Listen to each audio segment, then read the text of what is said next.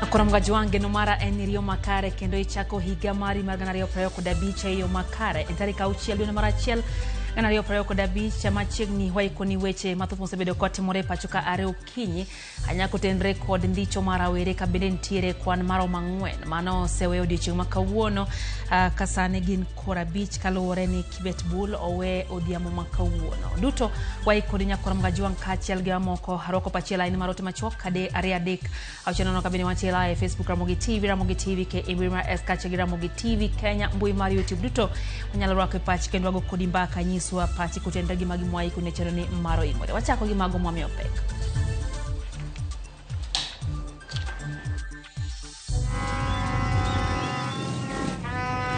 Toto amekuja nyumbani na ako sawa. Rawere ang'wen mane ondhi dwe mokalo owe thuolo kawuono ka jokedo ratich oganda dwaro mondo mi ariyo mamoko bende owe thuolo. Pesa biro bar maintenance, pesa kite okode gi bora mora bitimo. Permasa ni kwalwa mang'eny gi jobod. Jonyuol monjo skund primar ma Usenge kod Yago ka gikwedo jotend skunde ma giwacho ni tawo skunde go marach. Iyudo ka miyo moro nyuol to opondo oweyo nyathi. Koro wan wayudo mana nyathi kodong' e kitanda. E sigano makende kawuono wakilo ni sigana mar nyithindo mamine gi jwang'o e kar thieth Mama Lucy.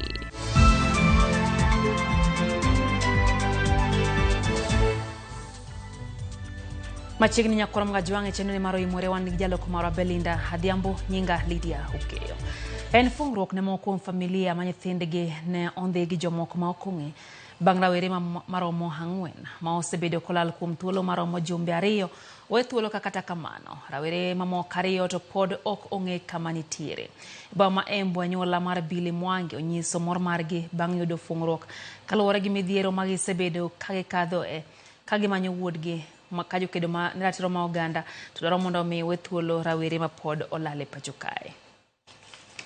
Rawere ang'wen mane onge gi jomoko ma ok ong'e wi tiyo gi mbui mar X e kwedo kitelo ma jatend piny Kenya William Ruto ka gitiyo gi tipo moko ma olosi e mbui owe thuolo. Billy Mwangi mane ondhi e boma Embu tarik 21 dwe mar 12 higa mokadho owe thuolo kinyi makawuono kendo koro en pacho kod anyuola mare. Billy ne ondhi e kinde mane oriko dhi liedo kama ne ondhi gi jomoko ang'wen manomo wengegi. Anyuola mare onyiso mor margi e kinde mano ochopo pacho kata kamano ne giringo kode kar thieth mondo mitimne nonro pononi en kod hinyruok mora mora. Tumefurahi na bibi yangu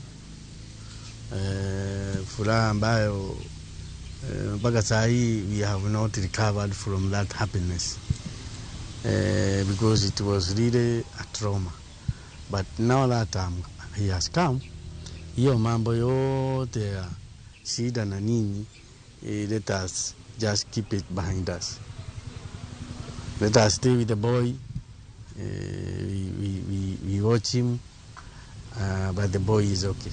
Mtoto alikuja saa 2, nisikia mtu kwa gate mtoto anaitana mama fungua.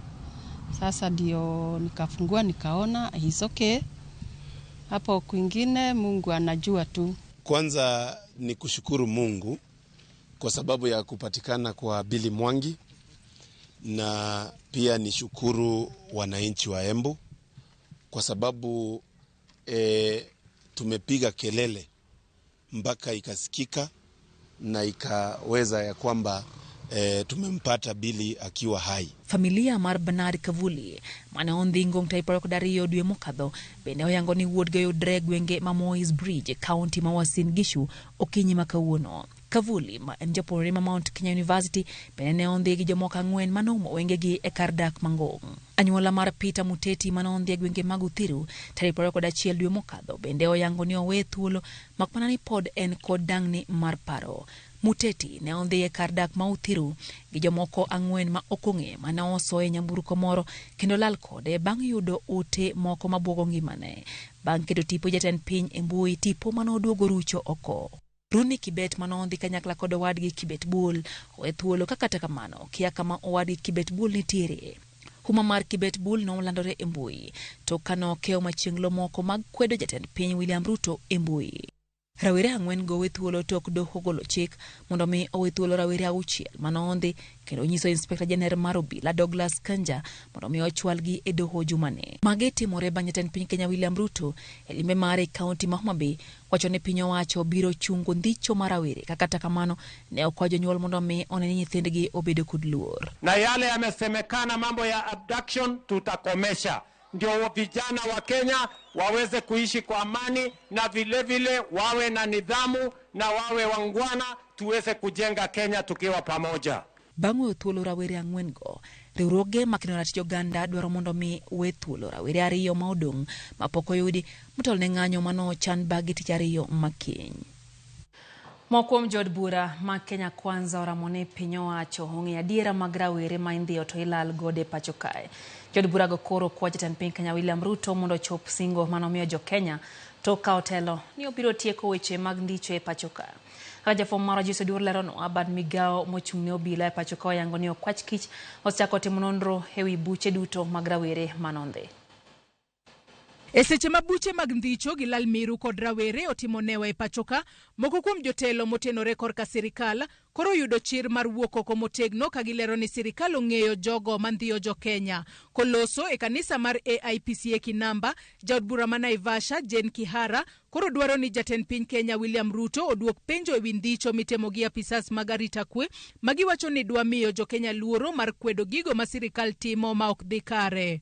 Watoto wetu wawache kuuawa kiholela. Hiyo katuni anachora ni ile mnasema content creation. Akiko create, tumecreate ya Moi, tulicreate ya Kibaki, tulicreate ya Uhuru, na hakuna yule aliuawa watoto.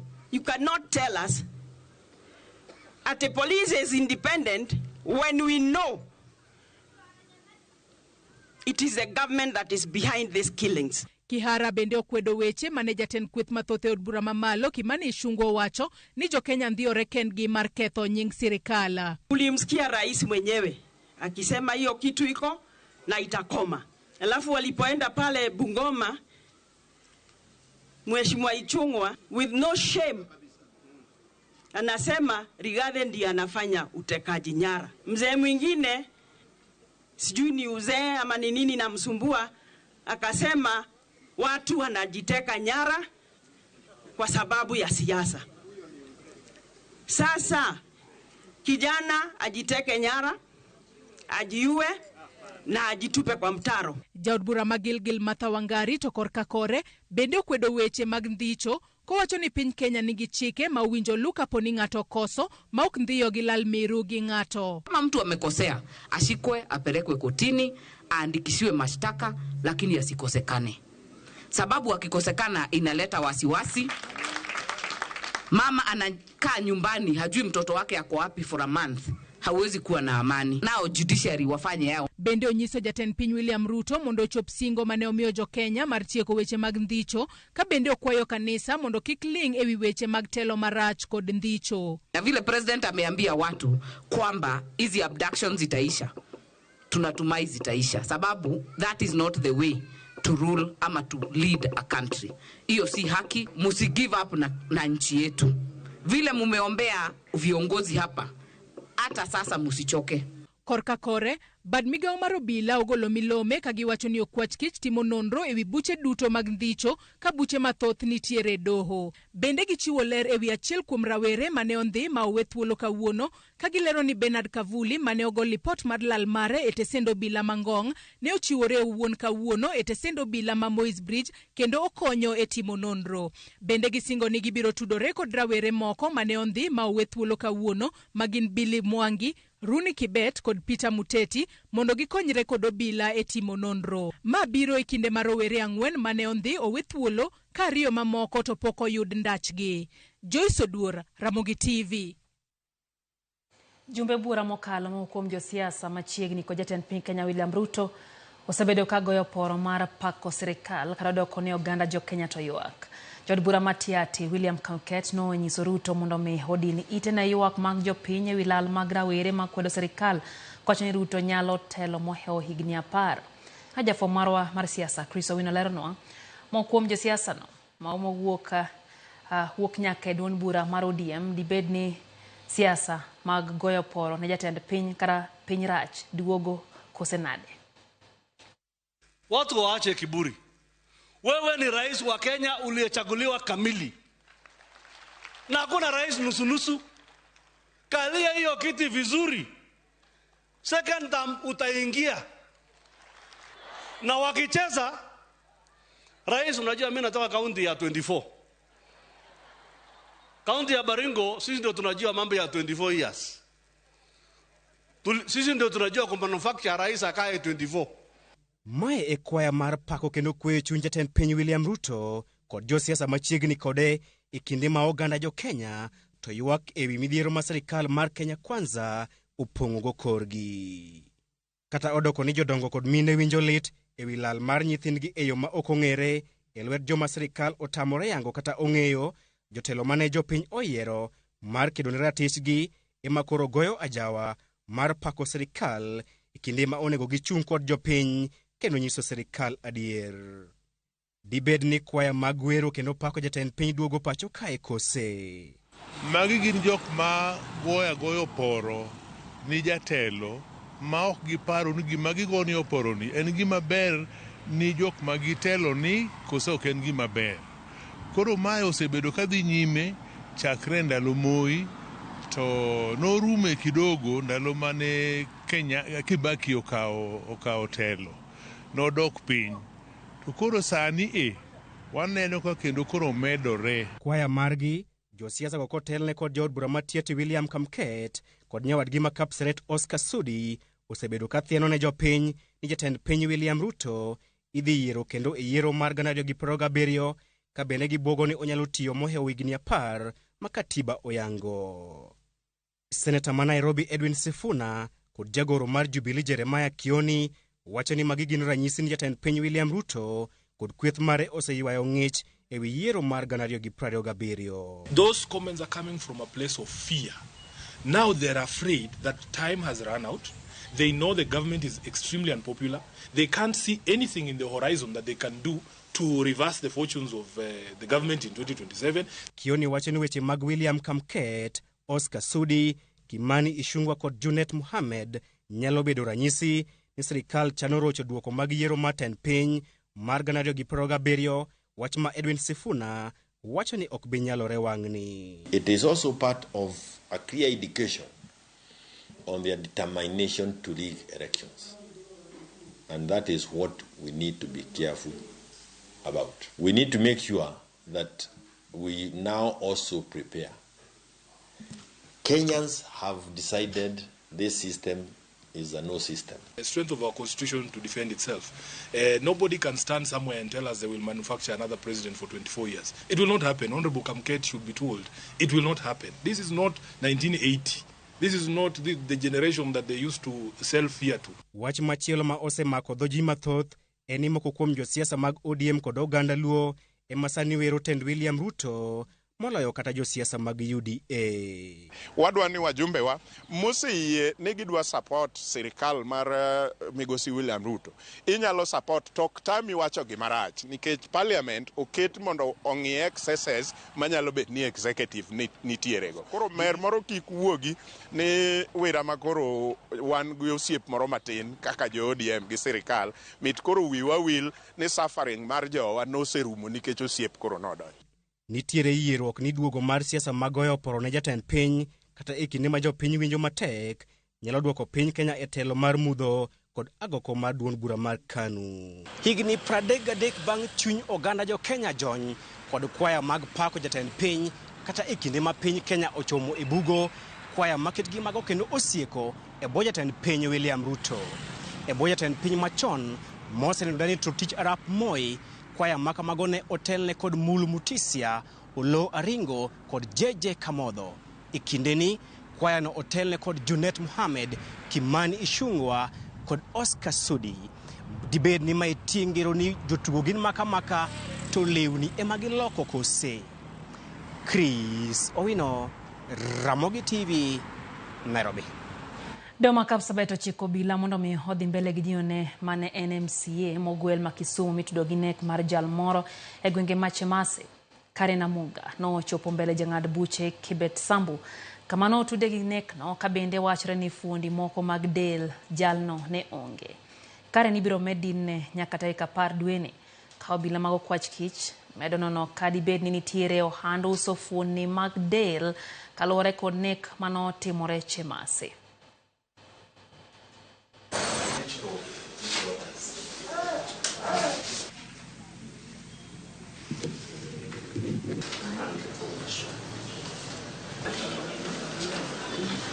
Him straight to court, they let plea, right?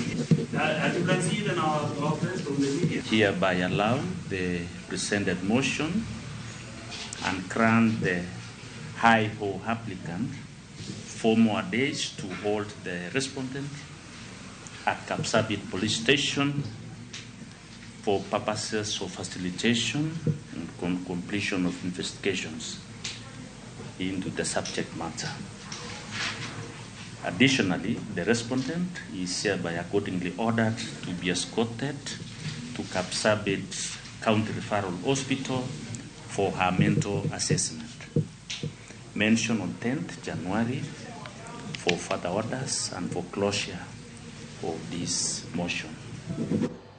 Kodhi mag motendre kod somo sirikal onyono kar tiende ni ikruok ni kare ni somo mar jograde 9 ma en grade manyien moting'o jopuonjre mokwongo mano ochako kit somo manyien mar CBC.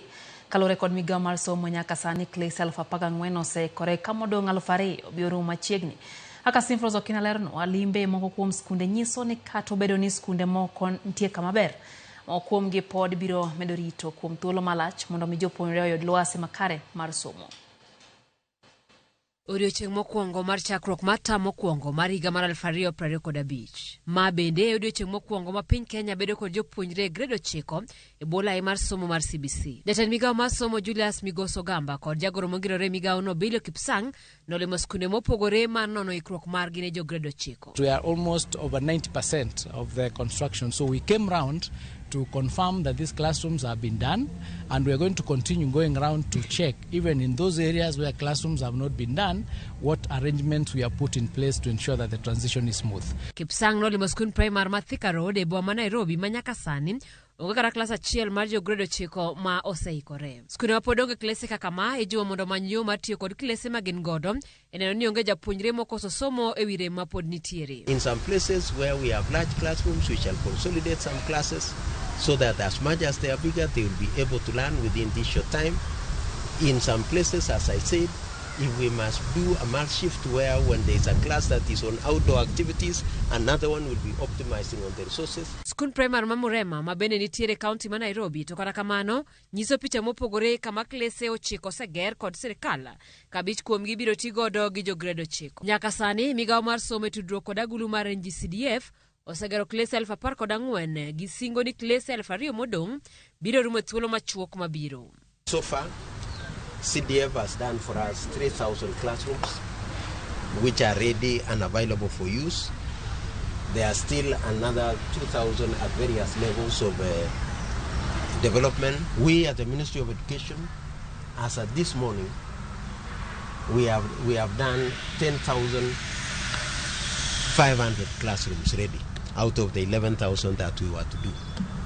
And by end of within the next 5-6 days, we should have concluded our 11,000 classrooms. Kata bedo ni sirikal onyono kar tiende ni mana klase 3,500 kende emodong', wuothe skunde nyiso ni rem pod nitiere mar neno ni somo mar grade 9 mochakore ayango odiochieng' ma kawuono odhi e yo makare. Ne Ramogi TV e skun primary mar Murema, nyinga Simfroz Okinda. Jonyuol e kaunti ma Kisumu kod Kakamega ywago pek mar ngima e kinde magi ko nyithindgi mondo mi odog e skul e tam mokwongo ma higani. Giwacho ni nengo mag gik dok e skul sani odhi malo kaka Veronica Rogo mewaler ko e kaunti ma Kisumu. En odiochieng' mokwongo mar yawo skul e higani. Kata kamano, nyithindo mathoth ok dhi chopo e skul nikech pek mar ngima. Jonyuol e kaunti ma Kisumu kod Kakamega yuago ridruok mar ngima magiwacho ni nyaka sani osemono gi chwalo nyithindgi e skul. Buge sani nyocha iuso 100, sani buge 129, page 200. Kidhi ng'iyo rim nyocha en 500, sani rim en 750. Koro gimedo 250. Koro seche ma nyithindo dhi skul emido kimede gigi. Koro wawinjo matek. Nimetafuta vitabu from last month to date mpaka hata hapa nimetafuta vitabu za standard 3 hakuna hata moja. Kendo transport omedore. Koro wakwayo sirikal mar Kenya mondo konye nyithindo, okonyo jonyuol gi nyithindo mondo gik moko obed mayot. Jous buge e kaunti ma Kakamega yuago nok mag buge ma sirikal nyicho singo mar chwalo somo e higani. Ile books mpya government amesema takane publish kwa 2025, hiyo vitabu haipatikani. Ile inapatikana last year tulikuwa nauza 400, same books mara hii imekuwa 800, 900 something. So imekuwa almost double price.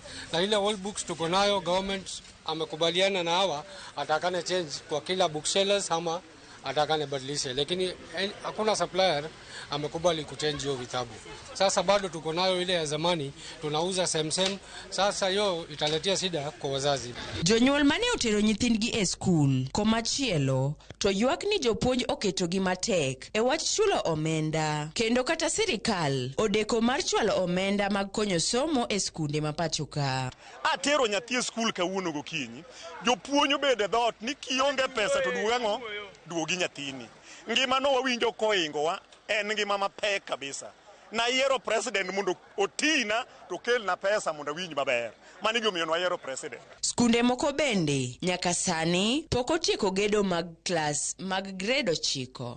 Hatuna darasa za kutosha ambazo watoto wa grade 9 wataingia wakae. Na pia ukosefu wa walimu. Walimu ni wachache sana.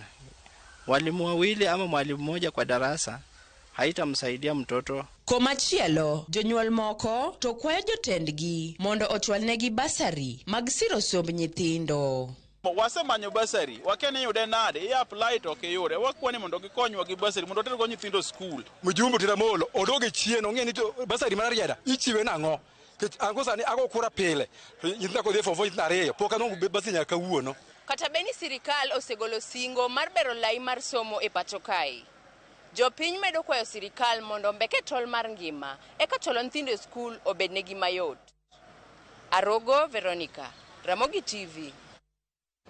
Chakruok tam mokwongo mag somo higani obedo gi chochni tok jonyuol mag skunde moko pacho ka bago ng'anyo ka giseo ten skundego kuom tiyo marach gi mwandu mag skundego. Ripota marwa e kaunti ma Homa Bay Ali Beach chiwo ler kaluwore gi ng'ur ma jonyuol manomonjo skundego nitiere godo.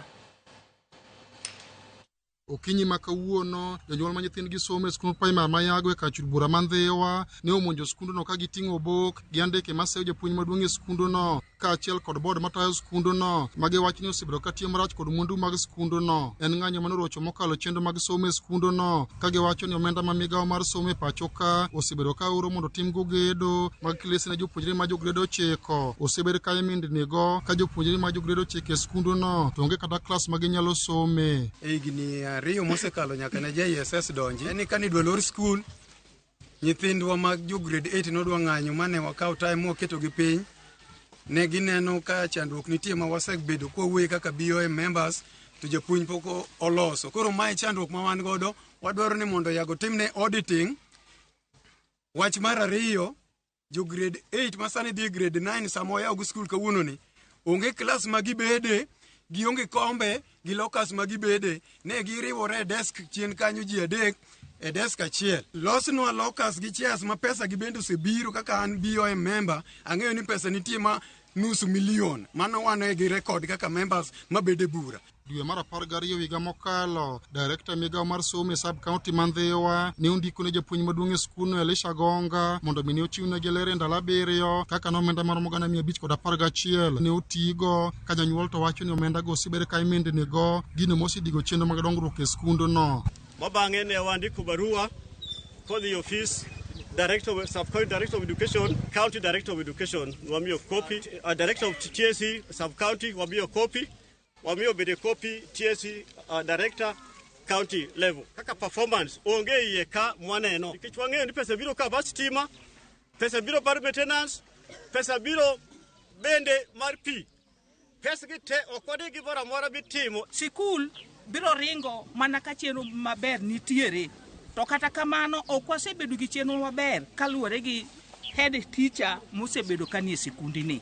Mijingo mar yudo pach japuonj maduong' e skundono ewi seyo mag jonyuol go ne ogore e lwanda. Kata kamano apis director migawo mar somo e sub county man Dhiwa oyango ni ng'ur mag jonyuol go osechoponegi kendo gidhi nyime kod timo nonro margi. To e kaunti ma Siaya, chenro mag somo ne orochore malit mokalo e skund primar ma Usenge, e sub kaunti ma Usigu, bang' ka jonyuol mane ni kod mirima mager ne odino ne japuonj maduong' e skundono kaachiel kod jalupne mondo kik gidonji e skundono. Jonyuol go mane wero wende mag siyo ne jopuonj ariyogo ywak ewi mendni mag omenda skundono ka giwacho ni omenda mag dongruok ma gisebedo ka gichoko onge gima osebedo ka timo e skundono. Ok wadwa gi skul ka nikech gichamo peswa. Ka nyocha giluongo wa ka ni mondo wagol pesa chorach. Nwagolo pesa ni chorach bolos cho. Ka osetiek los cho ondiko kor cho ni sirikal ema oloso cho. Pesa wacha oter kune. Mar ariyo, school classes ne richo. Wanyiewo tile jo Usenge, mtin jok manosomo Usenge ka. Onyiewo tiles bogo classes. Nodong classes ariyo. Classes ariyo go jonyuol ema nogolo siling 100 bonyogo tiles classes ariyo modongo bolos go classes. Grade 7 and 8 chiwo pesa mang'eny men 3,000. Gin total nyithindo go en 488. Kigo gi times 3,000 en over $1 million per term. Koro wadwaro nyithiwa oduog lunch kaka jomoko duogoga. Wagolo pesa ka mang'eny to kuma pesa gi dhiye wakia. Board mar sikundni kaachiel gi chairman mar PTA ok wang'eyo kuma pesa gi dhiye. Wadwaro ni gibi mondo giwachnwa adiera mar pesa gi omiyo wachunga ka sani. Jonyuol go dwane wil japuonj maduong' e skundno kaachiel kod jalupne ma kamano kotimore to gibiro dhi nyime kod ng'anyo margi mabiro rocho chenro mag somo e skundono. Kwayo mwan go maduong' ni ka headmaster mar skul Usenge kapoko pod wabro ng'anyo kanyaka chieng' ne gole mawile e kwa chako dhi mbele gi skul somo makarka gi jalupne. To gima duong' molo karka headmaster ni kwalowa mang'eny gi jobod. Alia Beach, Ramogi TV. Yoroko bedo ewi chenro mar tawo skund primar Magatot mayudre kar dak man Mukuru kwa Ruben ka jonyuol lieko ne jomoko temo kawo skundno gi thuon. Director mar skundno mar ji giwegi ywago wach golo skundno e lwetgi mondo mi sirikal emotaye. Cynthia Onyango nigi ler. Bang' yweyo mar dweche ariyo ma olu kod yepo ayanga mar sikunde pachoka, jopuonjre mag sikund primar Magatoto yepo gi midhiero bang' ywaruok motwe leso bete kind sirikal kod jochiw sir ma osebedo katayo sikundni. Lep ma ok gidewo ni ma en director mar sikul, rowere gi machalo ma okodi ne ogamo jatelo ni kendo njure oko mar sikul. Mane olwe bang'e en jaked ne ratich oganda Boniface Mwangi mane okwany gi lop tiende ka wuoche ne ng'weyo lowo kendo njure oko mar sikul bang' golo jotelo mamoko. Gino ma ok ne omoro moko kuom jonyuol. Imagine mwalimu akiinuliwa hivi mbele ya watoto. Utaona mwalimu pia ni mzazi kama wewe. Kaluwore kod jotelo mag sikundni, giwacho ni miluma mar loko ten sikund Magatoto ne ochakore bang' mane en jakom mar PTA Robinson Kombo koso yudo omenda mane ong'iyo ni imiye kod telo machon mar sikundno. We have had the government coming silently through positioning the former PTA chair, Robinson Kombo, to take over a school that existed for the last 30 years without even formal communication. And he began to say, I'll have to do something so that we all lose. We become losers. And by that, he went on to the area chief's office, manipulated his way, and he went to the education office, manipulated his way. He went to the government offices to renew the certificate for registration that reads that the school is government now. Nimesomeshwa kutoka Gatoto, primary school, high school nimelipiwa na Gatoto. University saa hii nalipiwa na Gatoto. Sasa swali yangu ni hivi. Serikali for 30 years Gatoto has been independent ikiran issues zake. Alafu mnasema hapa Gatoto is under crisis. Mbona serikali ikuje na fujo inataka kuleta nini? Msaada. Hatujakataa. Tunataka tukuje tukae chini, useme unataka kutusaidia aje. Jotelogi bende wacho ni gisetemo chiwo lipot ne apise mag sirikal mondo konygie kedo kod midhiero makama mane gineno ni dhi kelo chochni mathoth e weche mag somo e sikundni. To kata kamano, nyaka sani kwayogi pok onyago olemo. When we heard these rumors, we approached the education office where they distanced themselves from the whole scenario and they said that, promised that they will make a follow-up, like what is happening. Beside this one also, we have approached the local administration, launching our complaint about the former PTA chair moving to different offices, saying that the school will be handed over to the government, and this has continued for quite some time. We haven't gotten any support from the local administration. What we see is them coming in, accompanied by MP representatives. They have been sending representatives to come and declare the school as a public school. MCA Maruben, Scholastica Mudhoni kod jakony mar jaod bura ma Embakasi South to ne opoyo chenro mar kawo tend sikunno ka iduoko ne sirikal ka giwacho ni ma biro konyo bero chenro mag somo. Tukipewa classes pale na Sakaja, tunataka zikuje kwa ground zifanye kazi, watoto wapate tap to eat, na walimu tuletewe wale qualified, na hiyo ndio tunaunga mkono. Kwa hivyo sasa pesa CDF tunaweza ifanyia kazi, tunaweza weka fence, tunaweza ongeza darasa. Ile tunasema sasa hii hakuna classes za grade 9. Lakini sasa tunaweza weka pesa na tufanyie wananchi na watoto maendeleo. E kinde ma magi duto dhi nyime, miyo moro mawacho ni osetiyo ne sikunno kuom higni moheo 20 to dwaro sirikal mondo ket ler e chenro magin go ne sikunno. We have not admitted that the school goes to the government, and in case we are ready for the school to go to the government, we should sit in a round table, agree how are we going to work together. Cynthia Onyango, Ramogi TV, Nairobi. Dakika 32 bang' saa 3 mar otieno chenro enoimore. Hero kamano kuom keto Ramogi TV kapok wayo mokwongo Noka Joseph Oyo, japuonj din mar kanisa Jokopere Nyandiwa Parish, wacho mor kod gima otimre kuom joma nomaki thuolo. Kar kamano owuoro mine mating'o nyithinde gi dweche 9 kae to gichako gijuang'ogi. Wacho kamano gibiro ywagang'e bang'e. Neno ka Seth Odhiambo Jarusinga wacho ni entiere kod gwenge ma Kaluo, en kanyo gi min gi Pamela Odhiambo, Michael Dede Okongo kod Mary Okongo. Lit nende ka ng'ato nyuol to wito nyathi. Amasong komika ikiloki gi wuon pargi Kevin Odada wacho ka chacha negi kwayo ne nyithindo madok school hai maber ka gidok ruoth mondo mi otagi barabara rach sani. Wacho ni min gi Ben Takanti Kiambu kod Johala marahuma Nyatoto mano jaseme kod jaduong Bernard Onyach ofwayo negi mano kanyo Masonko. Endo bende ote mara Jakom Gideon Midega wuod Dorka nyakwar Dorka wuodo yo moga wacho ni owuoro kaka isando jo Kenya yo ma ok ni kare e yor mako kendo ndhiyo rawere. Engineer Majagedo Freda Kelo wacho kata ni en nyakwar nyapi wuodo Suri Kabondo mora hinya gi chenro kama na hinya engineer kuom keto Ramogi TV. Endo bende kanyo ote mano moor kae wacho kacha ni gipacho paro ni yudhe itiyogo marach gi josiasa. Telo mora Nyasaye mayiero ker mar piny nyaka miluor moromore kode. Wacho ni en chal kagima generation masani ochayo telo. Wacho ni jatelo mora nyaka miluor kaluwore gi chike mapacho kae.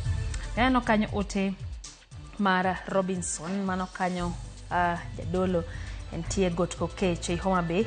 Wacho ni owinjo maber ahinya weche gi owuoro kaka dhano chao Nyasaye gima timore dwaro kanisa mondo mi ochung'ie lamo gi adiere. Mano Robinson Kachando to kamana ahinya Robinson. Ochieng'o mwaka nitie Kisumu wacho kanyo ni Happy New Year. Wacho kanyo ni William Otiatia motegno wano waseol gi koko kod kech sirikal sani ber nengo petrol dok piny mos wabiro pingo sirikal to okma kamana ahinya chieng' mano chieng'o mwaka nitie Kisumu. Waria John wacho kacha ni Mama Lea Waria mano min Dan okawo mos magi otieno makawuono. Guda Kayesa ni kacha wacho ni Happy New Year. Nyathi en gweth owuoro kaka miyo nyalo loko mine nyathine kata piny tek nade pinye morumo wala muru ne pinya. Mano Guda Kayesa. Pastor George Ong'onge wacho kanyo ni opako Yesu wacho mar mako nyithindo to ilal godo gini. Wan kaka jodolo wakwedo kabisa.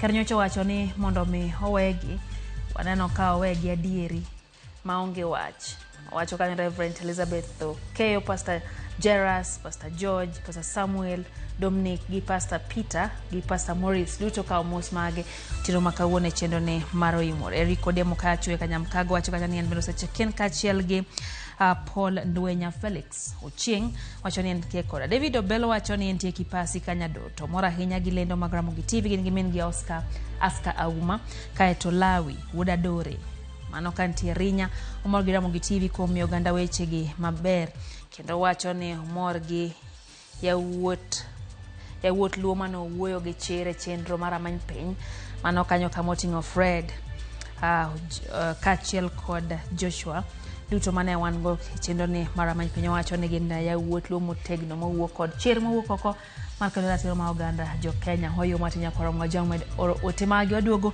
man chendo maro imore kikidhi mabor.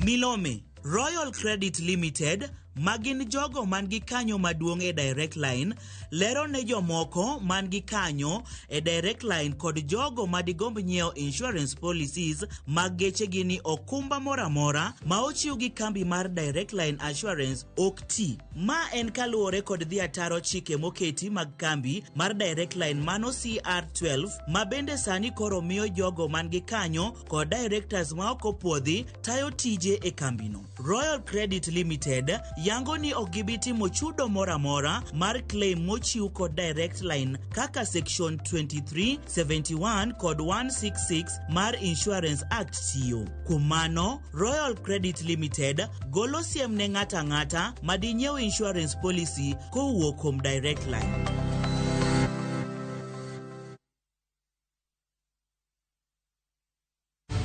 In a world where family is everything, how far will one man go to claim what he doesn't deserve? Viusasa brings you a new and exciting series, Ahadi.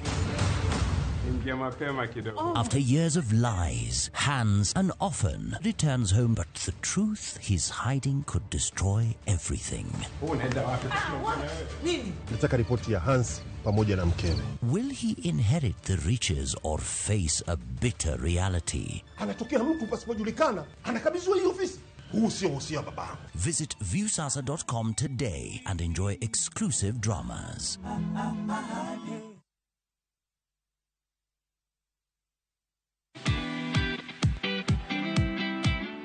Get inspired as we welcome you to the world of stories. History, culture, heritage.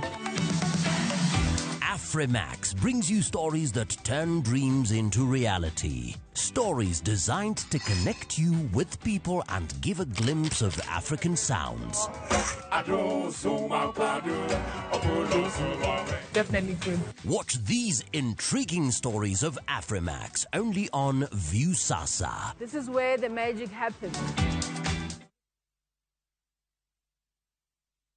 Looking for thrills? Experience the excitement of gaming with Pata Pata. Play, win, repeat. Cheza games kalikali kama Vieta, Linko na Mines kwa platform yetu mpya. Sign up now and get up to 200% Karibu bonus on your first deposit to kickstart your winning streak. Feel the adrenaline as you play and win on Kenya's most exciting platform. Ni rahisi. Register, play, and experience the thrill of every win. Visit patapata.com now and play, win, repeat. Not for persons under the age of 18. Authorized and regulated by BCLB 447.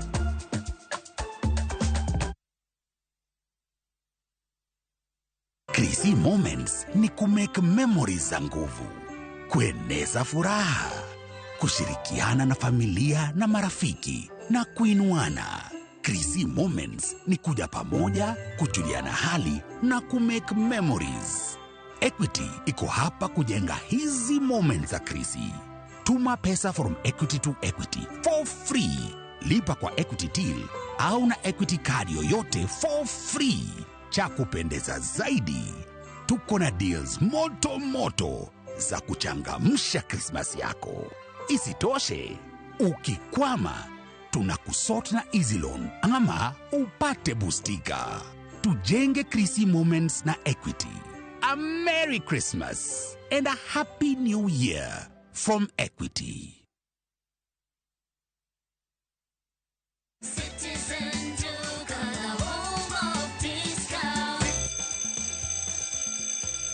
Back to school just got better with Citizen Duka and Quickmart. Get 2 kg sugar for just 279 shillings, 500 gram Blue Band at only 180 shillings. Grab Always sanitary pads for just 75 shillings, 10-pack tissue for only 399 shillings, 400 ml body lotion at 220 shillings, and keep your laundry fresh with 1 kg laundry detergent at just 280 shillings. Now here's the best part. Create your own back to school hamper. Dial star 487 star 5 hash. Choose your items, pay and pick up at your nearest Quickmart. Citizen Duka, your home of discounts this back to school season. Citizen Duka, home of discount.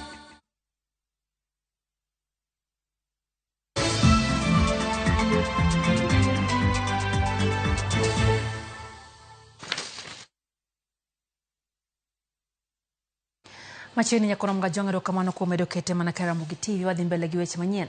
Jodak manya chenge mayudre South Mugirango e County ma Kisii nodi na paya ma Kisii Sibane kuom seche kage kwedo chal marach manarita e gwengego. Jodak go manene gi chwang nodi na pano matudo County ma Kisii kod Migori kuom seche bura toka chije moko ariyo magnek ne wethuolo kod obila. Gisingo madhi mbele gi dina payano kuom juma achiel mangima nyaka kaw okang' mar chik ne achijego.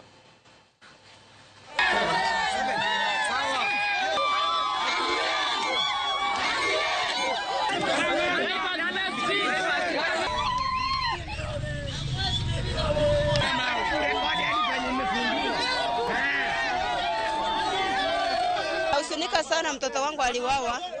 Ilikuwa 26 mwezi wa 11. Niliitwa asubuhi na mapema saa 12 kuitwa ati mtoto amekufa.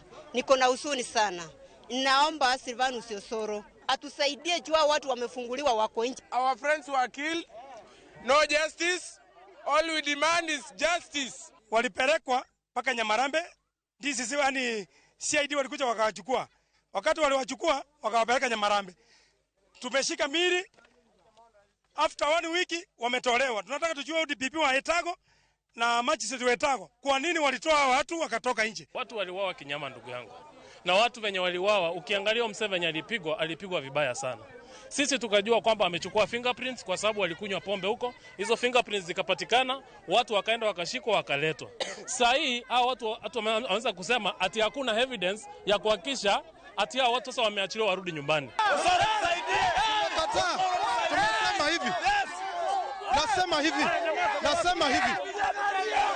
Ninasema hivi. Ninaomba hivi, tunataka haki yetu. Tend County Mombasa koni biro kumo handa duk ni mose de doute thieth duto mantiere county no markedo gi midhiero mar kuo mag yedhe kachiel kod mibadhi madhi nyime kind ute thieth kachiel kod weg duknigo. Kane giloso nyasi mar jiwo oganda mondo mi ondikre chenro mar thieth mar SHA, Gavana Abdulsomad Sharif Nassir kone gi sayango ni moko kuom weg duknigo otudre gi jochiw thieth matamore chiwo yath kendo onyiso jotuo ne odhi e duknigo. Okoni chenro manyien no geto tiyo gi lony manyasani abende geto bero yore mag thieth e sechego mowinjore.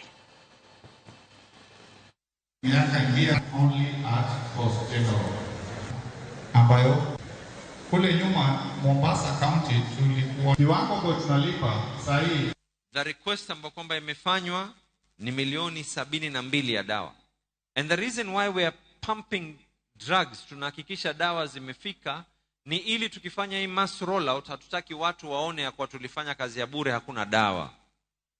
Lakini with the digitization, the pharmacist will have to explain kwa nini wamwambia mtu dawa hakuna na kwa system dawa iko. There are almost 10 pharmacies outside there. That means those people thrive on a public facility not being able to perform.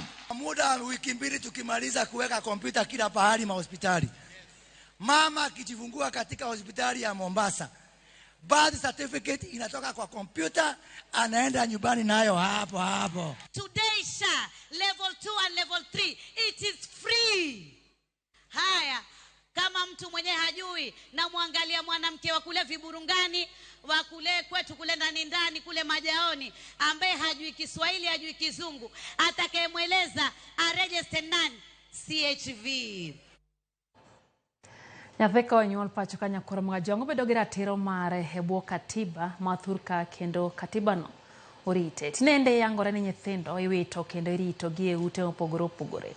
Jafomara Cleophas Oluoch no luwo sigand nyithindo mowiti kendo irite osiptal mar Mama Lucy Kibaki, kaunti ma Nairobi, kama nyithindo ang'wen irwako kanyo ka owiti e juma achiel kende. Mae sigande.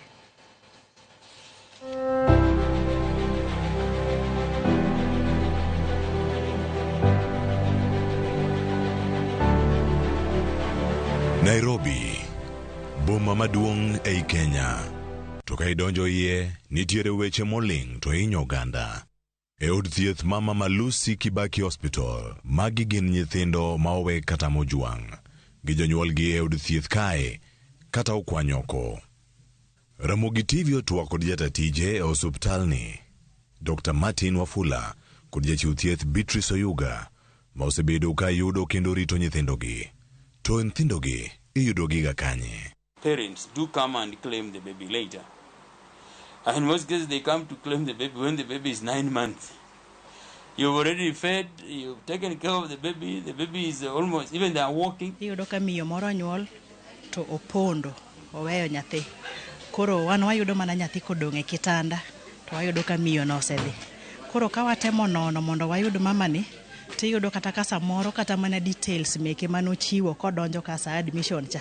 Koro ok ne kare. Bang' ka oseyud nyithindogi, itimonegi nonro mage e od thieth. Wawegi kaka jochiw thieth, wang'iyo nyathini. Wang'iyo ni ngimane chalo nade. En nyathi maber mangima.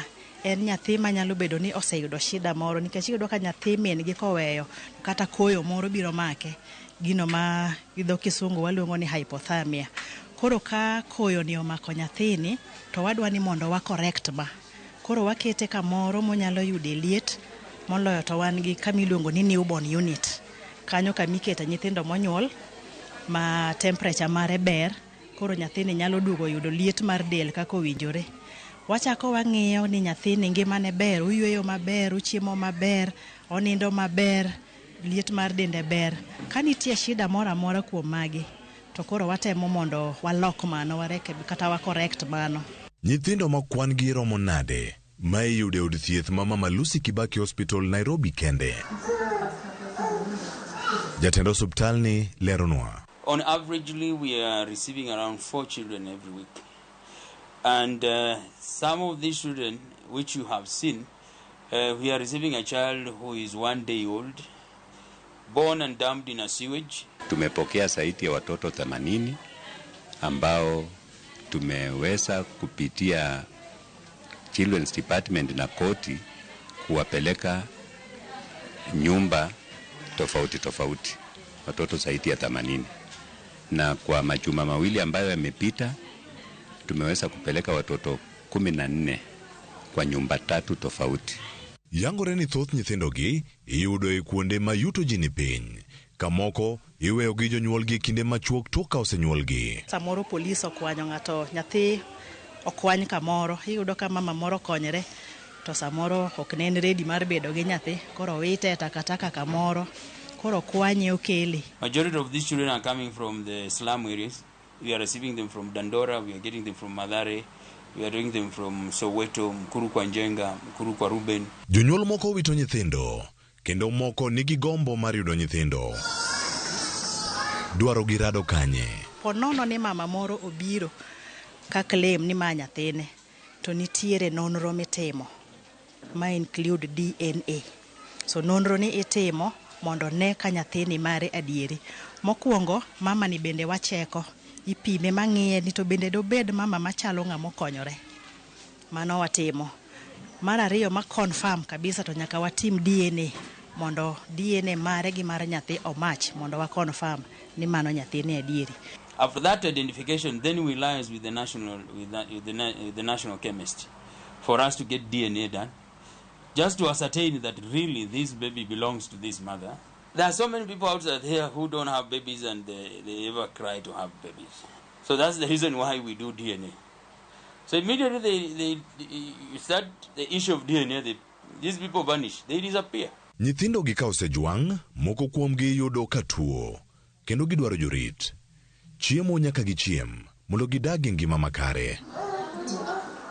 We have employed 2 nannies using hospital resources to take care of these babies. So the babies are taken care of day and night. Nani ma watiyo godo gin jogo makonyowa. Koro nani go eko bende gin mago mosebedo trained on general care. Koro nani ni konyore gi nurse. Nurse instructe gimonego tim. Ka nyithindo gi oseriti, kendo jonyuol gi oseyangi, ok nyal miyi nyathi ma iwacho ni mari, nyaka do puodh wechego. All our babies are given back to the parents through a court order. We apply through the children's department, and then a case is heard and determined, and then a resident magistrate is able to give us the order to hand over that baby either to the parent or to the guardian or to children homes. Kaluwore kod lipod piny owacho ma higa mar 2022 ma bende osum kod riwruok makedo ne ratiro mag oganda Kenya Human Rights Commission, odiochieng' kodiochieng' maromo rowere 696 manyiri yudo iye ma ohiu ei pacho ka. Jatatije osuptal mar Mama Lucy Kibaki Hospital Nairobi leronwa gimomiyo timbe mag wito nyithindo medore kata landore. Because of early pregnancy, early teen pregnancies. Mothers who are giving birth when they are in their 12, 13 years, 17 years, now they completely don't know how to take care of this baby. Yangore ni tuo mag dang'ni mag paro miyo mine matindo ma ok nyal rito nyithindogi weyogi kendo bologi e lwet sirkal, kamoko bende witogi oko e pipa kata ndara. Jonyuol, nyithindo manyiri kaachiel koda kamago machuo koro ikwayo mondo miyo ritre mondo kwan ni odog chien. Mokwongo anyalo hero mondo awuo kodgi sani, nitie jogo mapoko conceive sani.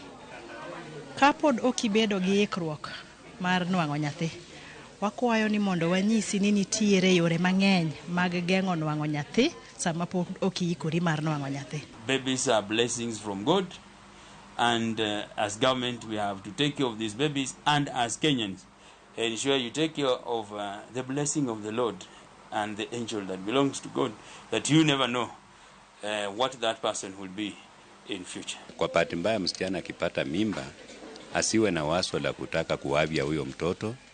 Ni vizuri apate kulea huyo mtoto, na kama hawezi ni vizuri apeleke kwa serikali, manake watoto ni wa serikali. Katiba mar Kenya uchiwo ratiro ne nyathi ka nyathi nyaka mapod kidoro. Penjo en ni, to en yo mane ma inyalo jiw godo tim makare mar neno ni nyathi ma onyuol oyudo hera kod ratiche ma ok ojwang'e. Cleophas Oluoch, Ramogi TV, Nairobi.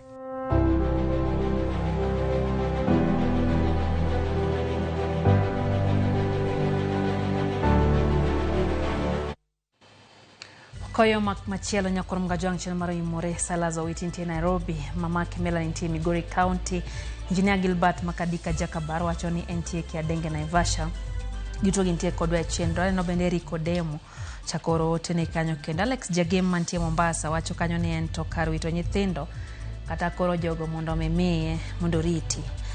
Jemai Manyar Nyahera wacho ni joma wito nyithindo go ok miye kata chielo rit negi, wacho ni wan hayanyo romo nikech waonge go. Haya, Debora Kaya Humabi wacho ni okumia nyathi achiel mejwang'o go manyako ariti anahero nyithindo. Au Kidi Boka ntie Ulanda wacho ni jopuonj mag primary moko to sani oloko jonyuol mana bengi magigawe kawe omenda. Oyo matin maeno imore kikidhi mabor.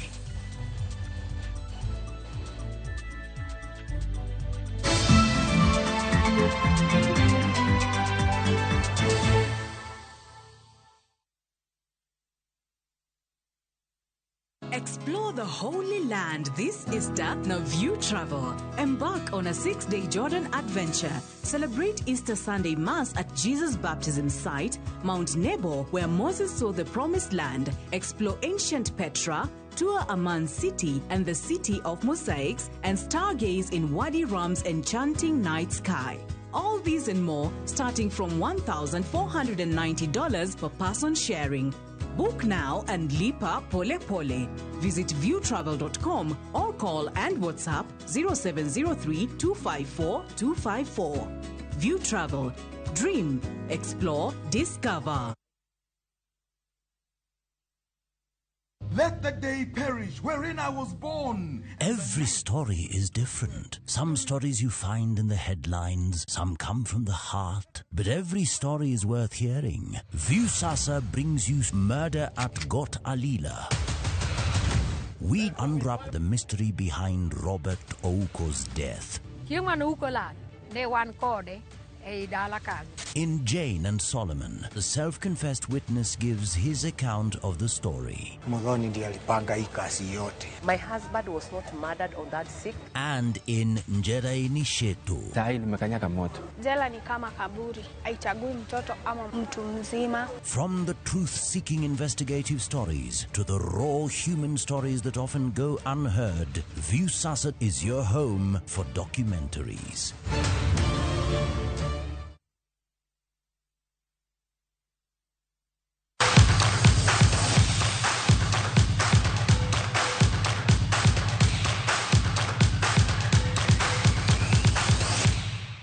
Magumag tuke kocha mar Harambee Stars Francis Kimanzi ni gigeno ni Kenya biro yudo loch odiochieng' makiny e tukgi mar ariyo e tuke mag Mapinduzi Cup bang' wuok amodhi gol 1-1 gi tim mar Burkina Faso. E tugo mokwongo gi Burkina Faso chieng' Ngeso, Kenya nowuok amodhi mar gol 1-1 tugo no manobagi alap ma Gombani Stadium ma Zanzibar. Kenya biro rakore gi Tanzania e tukgi mar ariyo odiochieng' makiny. Tim mar Tanzania mong'ere kaka Kilimanjaro Stars bende kumachielo nyaka yud loch e kindgi gi Kenya bang' tim mar Zanzibar ma gin jobag tuke gi loyo gi gol 1-0 e tukgi mokwongo.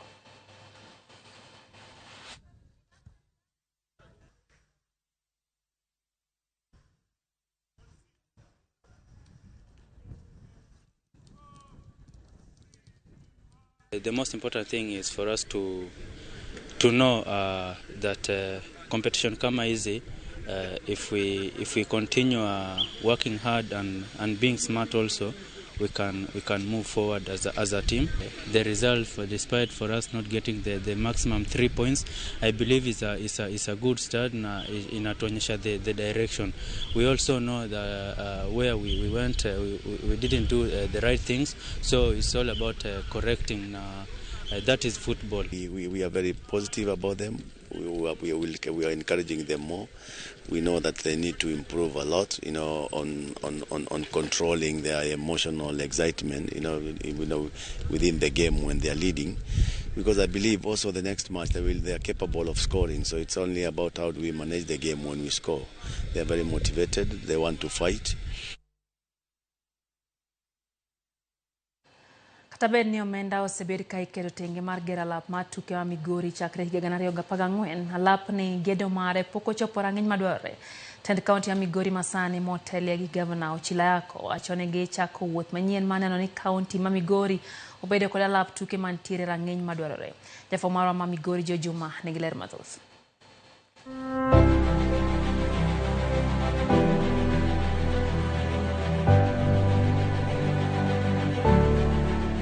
Ma en alap mar tuke ma Migori, alap ma bende gedo mare ne ochakore e higa mar 2014. Gedo mar alap ni mar tuke ma ne ochakore e kind ten gavana machon Okoth Obado nitie kod penjo mathoth malo duoko. E nondo marwa ne wayango ni goro mar alap tuke ni mane onego tige gere ne otim dwe mar 6 e higa mar 2022 ma bende ne en mana kinde machuok ma otimo yiero maduong' mar higa 2022 ka penjo maduong' en ni ka ochak higa mar 2014 mane ochak gero alap ni mar tuke, piny owacho mar kaunti ma Migori ne tiyo kod goro mane e gero alap ni. Gima goro mar alap mar tuke ni ma Migori nyiso opogore kod gima oseger nyaka sani. Nyaka sani yudo ler bende ka otende kod omenda ma osetigo nyaka ne chak gedo mar alap tuke ni ma Migori ka ochakore e higa mar 2014 ok yot. Sani kuom mbaka mane wantie sani to no kaikora gi nembnigo gik mane osetim from 2013 nyaka sani. But gin gik I'm sure because the budget is a public document and those financial reports are public. Gin gik makwa manyo to ayuda mwakete mbele jopiny. Kata kamano, e kar chakruok mar gedo mar alap matukni ma Migori e higa mar 2014, piny owacho mar kaunti ma Migori olando ni omenda mar $30 million ne oket tenge mar chako gedo mar alapni, ka omendano ne otige yor gero hinga e alwora mar alapni kaachiel kod keto mopie alapni matuke. E hik omendano mar 2021 nyaka hik omenda 2022 e migao matuke kaunti ma Migori e kinde mar tend gavana machon Okoth Obado ne olando ni piny owacho mar kaunti ne oketo omenda tenge mar $350 million mar gero alap tukeni. The county government of Migori in the financial year 2021-2022, the Department of Sports has received 350 million to upgrade the existing stadium, and some of the works that we are planning to undertake at construction of the modern track, construction of the modern pavilion. We are going to do volleyball, netball pitches, are going to do floodlight, and also to do water lavatories and offices. Before that happens, we need to undertake the environmental impact assessment and the social impact assessment. Nyaka sani rang'iny mar alap mar tuke ma Migori ma osebed ka rito pok ochopie, ka penjo maduong' en ni lek mane matend gavana Maseno Chileako nitiere go ne alapni ma Migori. Higa mokalo ne wabedo approached by the National Olympic Committee of Kenya kane waoro negi kwayo through governor marwa mondo gikonyo wager stadium. Chuno wanu waket tenge nikech wayudo partner moyiero rekodwa mondo wager stadium maber moloyo stadiums moko mwaneno e gwengewa machiegni kaendi, nikech en center maduong'. To kuponono ni ne isewinjo kane gavana wacho before ne wadhi kete budget mondo walos godo stadium. Aparo ni koro migao no inyalo chong kumachielo mondo kony gimachielo either within this department kata department machielo. Jagoro maduong' mar piny owacho mar kaunti ma Migori Oscar Lima wacho ni piny owacho mar kaunti ma Migori osedonjo e winjruok ka riwruogno ma Olympic Africa, winjruok madhi neno ni kaunti ma Migori obedo kod alap tuke manyasani. Ne wawinjore ni county government ma Migori dhi provide law migere standard center, ne gidwaro at least eka par law ma wan godo kama stadium wantiere kanyono. King'iye kendo kata king'eye oingo kar midwarono. Gidwaro keto Olympic Africa Center kama nitie at least skunde 50 moluore. King'iyo location mwachiwo ni negi more than that. Done deal, and very soon we are signing an MOU. This is a stadium of its kind because it's not only an ordinary stadium that has met the FIFA standards, but it is also a sports academy that will be handling so many games, from ball games, athletics, indoor games, and it will be there not only serving Migori County but a regional stadium.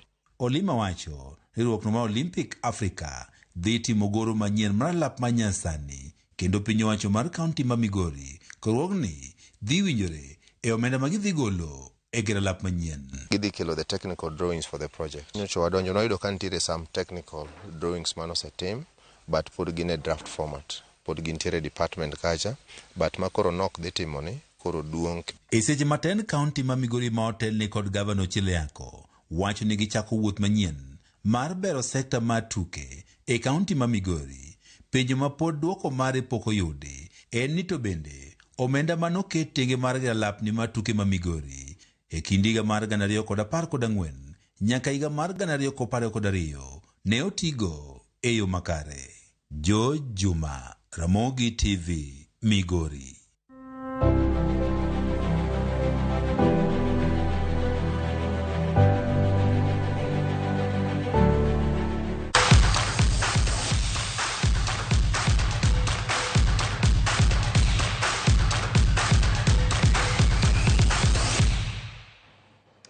Kanye mwatike chendo ni nyakurum John Ruth Nyathio Chieng wacho ni jonyuol moko timo marach gimanyo kuong na nyithindgi kendgi, japuonjo okriemb ka guok kamano ok ber kata matin. Entiere umoja inako. Kwaria Lata wacho ni entie lak nyiero suba kod min kwari Wuodo Sudi endo benefit mzomo kanti Malindi wacho sebedo kodwe chenro. Celine Dion wachone ntie kochia Homabay kod min gi Rose nyamin gi Jacinta giduto gimora hinya gi chenro. Beano kanyo Daddy Justima kanti Kisumu, Otis Nyakwanyawade ntie Sindo Mwalo kachel gi Victor Kamboya kanti Kandiege. Kwa mwajane kumako mketra Mugi TV mawako somo kawuono kinwa som kende chena mwako hecheno ni mag weche gimanyien kata moko mag Ramogi TV. Rokamano kwa mketra Mugi TV. Hello team, muna ni weche giochopunio makare. Wagero kamano. Sibido kangi director Marwali Sisimani Gilange kachel gi Ernest Wood na Mchumbi. Jaloko Marabelinda Diambo. Waliti masani nyinga Lydia Hukeyo.